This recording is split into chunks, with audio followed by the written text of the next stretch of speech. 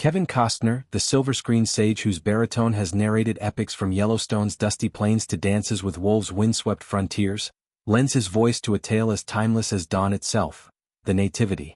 At 70, the Oscar laureate confronts the holiday season not as fleeting tinsel but as a profound anchor, rooted in a childhood steeped in scripture and song.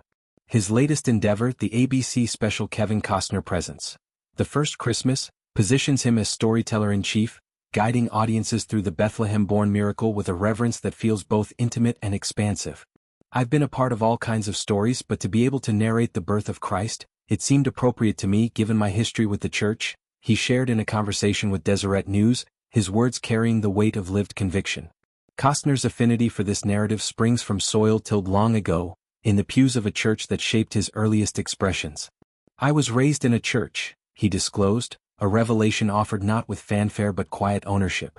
I haven't probably proclaimed that to the world, but anybody who knows me knows that. It's been so much a part of my life, religion that has spread around this world. This foundation, often glimpsed in the moral compasses of his characters, from the principled rancher John Dutton to the idealistic Lieutenant Dunbar, now surfaces explicitly, illuminating the man behind the mythos. Faith, for Costner, isn't a prop but a prism, refracting life's complexities into hues of hope and humility. His inaugural brush with performance, he recalls with a chuckle, was no Hollywood audition but a 4-year-old's debut in the church's annual nativity play. Assigned a single, solemn line, Hark! Young Kevin stood amid straw-strewn scenes, his tiny frame alight with the drama of divine announcement. That moment, embryonic yet electric, foreshadowed a career built on embodying archetypes. The everyman elevated, the hero haunted. Today, as preview clips for the special circulate, Costner's narration evokes that innocence amplified by wisdom. They say Christmas is the most wonderful time of the year, he intones, voice like aged oak. A chance for families to gather together and celebrate the amazing story of a newborn king. Extending an inclusive olive branch, whether you're a believer or just curious about the tradition, he invites a pilgrimage back to the manger, promising a recounting like you've never seen it before. At the heart of this retelling lies what Costner deems incredibly special: the choice to embrace belief amid skepticism's shadows. You choose to believe. I choose to believe. That doesn't mean I know how to defend it when someone can come at me from different directions, he muses, acknowledging faith's fragile fortress.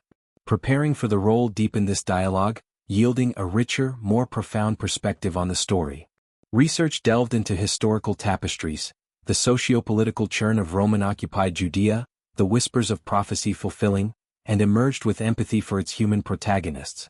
Mary, the unwed teenager heavy with destiny, emerges in Costner's lens as a figure of multifaceted frailty.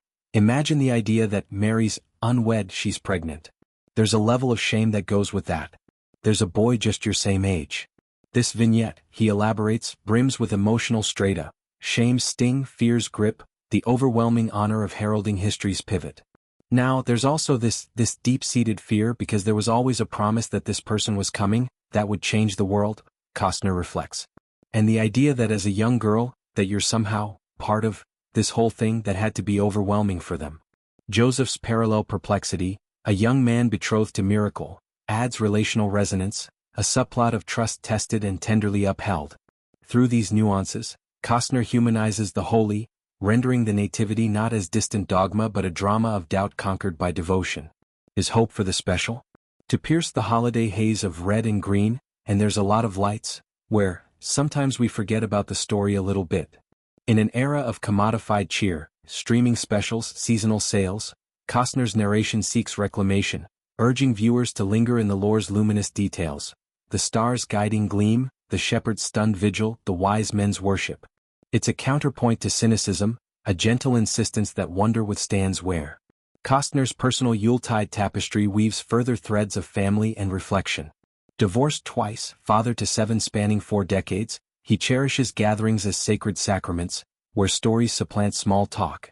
Yellowstone's grueling shoots, now paused amid strikes and spin-offs, afford him this rhythm. California ranch life punctuated by grandkid giggles and grown-child counsel. Faith infuses these interludes, a silent soundtrack to gratitude's grace notes. His church-raised ethos, humility honed by hymnals, permeates his philanthropy from Native American advocacy to environmental stewardship, echoes of a worldview where stewardship spans souls and soils. As the first Christmas airs, it caps a banner year for Costner, Horizon's ambitious trilogy, legal victories over Yellowstone contracts, a return to directing's driver's seat. Yet, amid accolades he remains the boy whispering Hark, attuned to Epiphany's hush. This project, he affirms, feels appropriate, a full-circle flourish where personal piety meets professional prowess. For audiences adrift in seasonal frenzy, Costner's voice offers mooring. A reminder that amid the clamor, the quiet king arrives, inviting all to the stable's simple splendor.